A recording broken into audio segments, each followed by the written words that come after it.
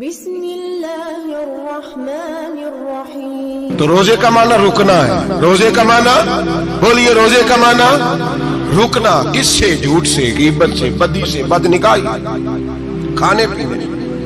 روزہ کس پہ فرض ہے؟ امیروں پہ کہ غریبوں پہ؟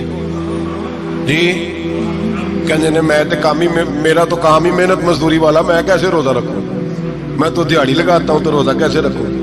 میں نے نہیں کسی حدیث میں پڑھا کہ روزہ وہ رکھے جو دفتر میں بیٹھتا ہے۔ صحابہ کے زمانے میں تو دفتر ہوتے ہی نہیں تھے، کسی جگہ نہیں لکھا ہوا روزہ وہ رکھے گا جو اے سی میں بیٹھتا ہے، تب تو اے سی تھے ہی نہیں۔ حضرت ابوبکر صدیق رضی اللہ تعالیٰ عنہ سے لے کر جناب بلال تک سارے اپنے ہاتھ سے کام کرتے، سارے اپنے ہاتھ سے کام کرتے، سارے۔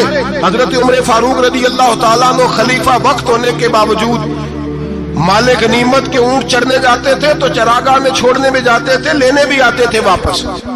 سارے لوگ اپنے ہاتھوں سے مشقت والے کام کرتے۔ حضرت بلال مزدوری کرتے، سلمان فارسی مزدوری کرتے، مقداد مزدوری کرتے، صحابہ مزدوریاں کرتے، روزے رکھتے۔ اور رمضان کے جانے کا وقت ہوتا تو در رسول پہ کھڑے ہو کے عرض کرتے، محبوبہ دل نہیں بھرا، دل کرتا ہے کبھی رب سارا سال ہی روزے عطا کرے، سارا سال رمضان دے تو ہم سارا سال روزے رکھنے کو تیار ہیں۔ جذبہ تھا، طاقت تھی، ہمت تھی۔ آج نوجوان لڑکا ہے کہتا ہے مجھ سے بھوک برداشت نہیں ہوتی۔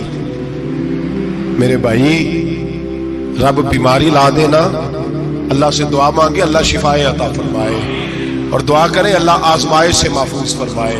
آپ یقین کریں میں نے لوگوں کو دیکھا ہے حلق سے قطرہ نہیں اترتا، خوراک کی نالی لگی ہوئی ہے، اعلیٰ غذائیں پکی ہوئی پڑی ہیں، عرش کا مالک کہتا ہے میں تیرے حلق سے گزرنے نہیں دوں گا، قانون بن گیا۔ میں نے دیکھا ہے ڈرپ پہ لوگ زندہ ہے، بوتل لگی ہوئی ہے، گلوکوز کی، گزارا چل رہا، اعلیٰ غذائیں پڑی ہیں، لاکھوں روپیہ تجوری میں پڑا ہے۔ مالک کہتا ہے تو نہیں کھا سکتا، تو وہ کھانے نہیں دیتا، نہیں کھانے دیتا۔ وہ کہتا چل تو میری مرضی پہ چلنا، ایک مہینہ میرے کہنے پہ نہ کھا، ایک مہینہ میرے کہنے پہ نہ کھا، تو یا اللہ تو کیا کرے گا؟ فرمایا صوم تصحو۔ میرے نبی پاک نے فرمایا تم روزے رکھو، اللہ تمہیں صحت عطا فرما دے گا، اللہ تندرستیاں دے دے گا، شفائیں دے دے گا۔ تم روزے رکھو، اللہ تمہیں، سبحان اللہ، اللہ تمہیں، اللہ طاقت دیتا ہے، ہمت دیتا ہے، اللہ ہمت دیتا ہے۔ میں نے دیکھا ہے، میں نے بزرگوں کو دیکھا ہے، ضعیف لوگوں کو دیکھا ہے، کمزور لوگوں کو دیکھا ہے، میں نے دیکھا ہے روزے رکھتے ہوئے، مزدوروں کو دیکھا ہے روزے رکھتے ہوئے۔ میں اپنے ابا جی کو کہتا ابا جی اتنی سخت گرمی اور مزدوری آپ کرتے اور مزدوری کے عالم میں روزہ رکھتے، تو کہتے پتر روزہ کی آندا ہے، روزہ کدوں کو جاندا ہے؟ روزہ اپنی جگہ تے بے مزدوری اپنی جگہ ہوتے۔ اور کئی دفعہ مینوں فرمان لگے، مینوں یار سمجھ کوئی نہیں لگدی، پتہ نہیں روزے چلا طاقت کتھوں دے چھڑدا ہے، نہیں زیادہ کام بھی زیادہ کریدا ہے تے روزہ بھی رکھ۔ بھائی صوم تصحو، میرے مصطفیٰ نے فرمایا تو روزہ رکھ، اللہ تجھے صحت عطا فرما دے گا۔ رب تعالیٰ تجھے، یہاں ہوٹل کھلے ہوئے ہیں، یہاں عجیب حالات ہیں، ہوٹل کھلے ہوئے ہیں، لوگ بہانے ڈھونڈتے پھرتے ہیں، کہتے ہیں کٹ لگ گیا تھا، ذرا تھوڑا سا خون نکل آیا، سنی پلاس لگائی ہے تو روزہ نہیں رکھا، یہ ذرا مجھے تھوڑی دقت ہو گیا تو میں نے روزہ نہیں رکھا، کھانسی لگ گئی ہے تو روزہ نہیں رکھا۔ او خدا کے بندے، روزہ تو نعمت ہے۔ اور سبحان اللہ، میرے نبی پاک نے فرمایا لکل شیء زکات وزکات الجسد الصوم، فرمایا ہر شے کی زکات ہوتی ہے، وجود کی زکات روزہ ہے، روزے رکھو جسم کی زکات نکل جائے گی۔ فاقہ کرنا بھی میرے نبی پاک کی سنت ہے، مسواک کرنا بھی سنت ہے، اور فاقہ کرنا بھی۔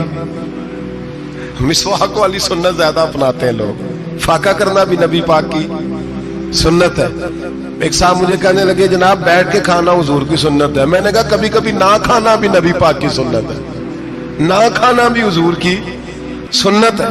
وہ صاحب میرے نبی پاک علیہ السلام نے فرمایا کافر 7 آنتوں سے کھاتا ہے، 7 آنتوں سے، اور فرمایا میرا مومن 1 آنت سے کھاتا ہے، اس کے وجود میں کھانے والی 1 آنت ہے، کافر 7 آنتوں سے کھاتا ہے۔ فاقہ کشی سے نورانیت پیدا ہوتا ہے۔ یہ بھی وقت آئے گا رمضان شریف کا، سویرے درس پہ آؤ کہتے نیند بڑی آتی ہے، سویرے 2 سپارے پڑھ کے سویا کرو کہتے صاحب نیند بڑی آتی ہے، فجر کے بعد یہ تو وقت ہوتا ہے اللہ اللہ کرنے کا، سحری کا، کھاتے جا رہے ہیں سو، لوگ جماعت سے نماز نہیں پڑھتے سو جاتے، جماعت کا ثواب چھوڑ کے سو جائیں گے۔ بھائی رمضان مبارک میں فاقہ کشی کی ٹریننگ ہوتی ہے، फाका कशी की तरबियत ले रमजान में, रोके अपने आप को, तरबियत होगी। और हमारे सूफिया फरमाते हैं जो ज्यादा खाता है उसका नफ्स उसको ज्यादा पे माइल करता है, ख्वाहिशात नफ्स पैदा होती हैं। मेरे नबी पाक अलैहिस्सलाम ने जवानों को हुक्म दिया है, या माशरल शबाब, ओ जवानों। या रसूलल्लाह क्या हुक्म है? फरमाया या निकाह कर लो अगर ताकत है, नहीं ताकत तो रोजे रखो। हुजूर रोजे से क्या होगा? फरमाया तुम्हारा नफ्स कुचला जाएगा, शैतान वसवसा अंदोजी नहीं करेगा। आज नौजवान बढ़ बढ़ के खाता है, बहुत ज्यादा खाता है, कभी इस होटल से खाता है, कभी उस होटल से खाता है। इतना ज्यादा खाएंगे तो नफसानी कुव्वतें उछल करके आएंगे, मुश्किल हो जाएगा। शादियां देर से होती हैं, माँ बाप आंखें बंद करके बैठे हुए हैं। अगर माँ बाप की जिम्मेदारी हो और माँ बाप निकाह न करे तो नबी पाक ने फरमाया बच्चे गुनाह करेंगे तो जितना गुनाह बच्चे को उतना बाप को भी होगा। तो माँ बाप चुप है, दूसरा शादी मुश्किल बड़ी है, महंगी बड़ी, और तीसरा नहीं कर रहे कुछ लोग तो रोजे भी नहीं रख रहे। तो रमजान उनके लिए भी वक्त है, नफसानी कुव्वतें कुचली जाएंगी। खाना जितना कम खाया जाएगा उतना वजूद के अंदर नफसानी ख्वाहिशात कम पैदा होंगी। तो रमजान तो प्रैक्टिस है मुजाहिदे की, दीन की। और दूसरा, मेरे हबीब पाक सल्लल्लाहु अलैहि वसल्लम ने फरमाया है, हुजूर फरमाते हैं कि रमजान और कुरान का आपस में रिश्ता है। कुरान पाक कितना पढ़ना चाहिए रोजाना? ज्यादा से अल्लाह जज़ा दे, उम्मीद है आप ज्यादा से ज्यादा ही पढ़ते होंगे। भाई सुने, हदीस मुबारका में नबी पाक ने फरमाया रमजान और कुरान दोनों मिल के ना, बड़ी प्यारी हदीस है, फरमाया दोनों मिल के अल्लाह की बारगाह में मेरी उम्मत की सिफारिश करेंगे। रमजान और अल्लाहु अकबर। किस तरह? नबी पाक फरमाते हैं रमजान कहेगा ए अल्लाह दिन के वक्त मैंने इसे तेरी रजा के लिए खाने पीने से बाज रखा, और कुरान कहेगा या अल्लाह रात को तेरी रजा के लिए खड़ा होकर ये कुरान सुनता था। रमजान और कुरान दोनों सिफारिश करेंगे। हम ना बड़ा कुछ पढ़ते हैं, सुनते हैं, सीखते हैं। अब यकीन करें, ये खाते भाई का भाई से इख्तलाफ हो जाए ना तो वो 30 साल पुराने खाते खोल के ले आता है, सारी रात ढूंढता है कि मेरे पैसे कहां से निकलते, पढ़ लेता है। कुरान पाक की बारी आती है तो नहीं पढ़ते कुरान पाक। अब्बा जी का खत्म होता है तो मांगते फिरते हैं, कहते 2 कुरान पाक, 10 कुरान पाक। ये बातें बतानी नहीं चाहिए, करनी नहीं चाहिए, लेकिन चूंकि तरबियत के लिए बैठा हूं तो कर देता हूं। मेरे शागिर्दों से पूछें, यहाँ मदरसा है अल्हम्दुलिल्लाह, दर्जनों तलबा है, असातिज़ा है, मेरे पीर भाई हैं, और मेरा ये दावा है कि शायद कोई किसी से इतना प्यार करता हो जितने मेरे शागिर्द और मुरीद मुझसे करते हैं। लेकिन मैंने कभी किसी से नहीं कहा कि जरा सूरत फातिहा पढ़ के देना, मैंने अपने अब्बा जी को सवाब देना है। पूछ लें किसी से नहीं कभी कहा, कभी नहीं मैंने कहा कि जरा मुझे थोड़ा सा कुरान पढ़ दे। मैं इसको नाजायज नहीं कहता, पढ़वाना चाहिए, लेकिन मैं अपने वालिदैन के लिए कभी सवाल नहीं करता कि मुझे जरा पढ़ के दो, मैंने बख्शना है। इसलिए कि मैंने जाती तौर पे रूटीन बनाई है। मैं समझता हूं कि कायनात के अंदर मेरे ऊपर जिन लोगों ने एहसान किए उनमें सबसे ज्यादा हिस्सा मेरे माँ बाप का है।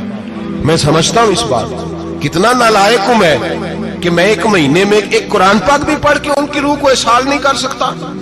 मेरा ये तरीका है जाती, मैं कदगन नहीं लगाता, मेरा जाती तरीका ये, अलहम्द से शुरू करो और 2 सूरतें छोड़ के कुरान पाक खत्म कर दो आखिरी, और फिर फलक और नास सूरतें साथ ले जाओ।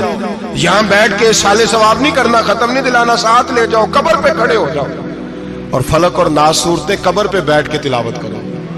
और जो कुरान मजीद पढ़ा है उनकी रूह को वहां एहसास करो। ओ भाई, औलाद जब माँ बाप के लिए पढ़ती है तो उसे कहना नहीं पड़ता अल्लाह बख्श दे, इसलिए कि औलाद की नेकियां खुद ब खुद माँ बाप के खाते में जमा होती है, खुद नेकियां जमा होती है। मेरे भाई, तू बच्चों से ये तो मुतालबा करता है कि बेटा इस साल रमजान मुबारक में मेरे लिए सत्तू जरूर बनाना, फलानी चटनी जरूर तैयार करना, ये क्यों नहीं कहता बीवी से कि डिशे कम बनाना? तू भी बैठ के कुरान पाक पढ़, मैं भी कुरान पाक पढ़ता हूँ। इधर आओ बेटा, यहाँ बैठ के तिलावत करो, मैं भी करता हूँ। बेटी इधर आओ, बैठ के कुरान पाक पढ़ो। कितना वक्त लगता है? हाफिज और कारी और उलमा अगर पढ़े तो 20-25 मिनट लगते हैं कुरान पाक का सिपारा पढ़ने, और अटक अटक के पढ़ने वाला भी पढ़े तो